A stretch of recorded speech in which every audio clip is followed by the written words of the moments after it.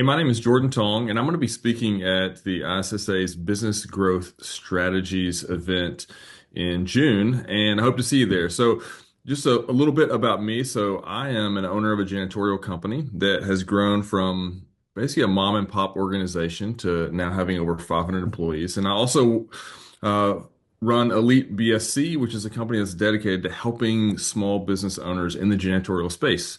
And one of the challenges that I know you all face that we certainly have faced over the years is how do we grow? How do we build? How do we add sales? And often, we're pulled in a lot of directions and we struggle with answering that question and executing on it. So in the session that I'm going to be delivering, I want to talk specifically about how we can do that in a very specific kind of way, how to lay a foundation for sales and marketing that'll help you grow your company, along with some specific strategies that maybe you can implement to increase success wherever you're at the moment. So I hope to see you there in June.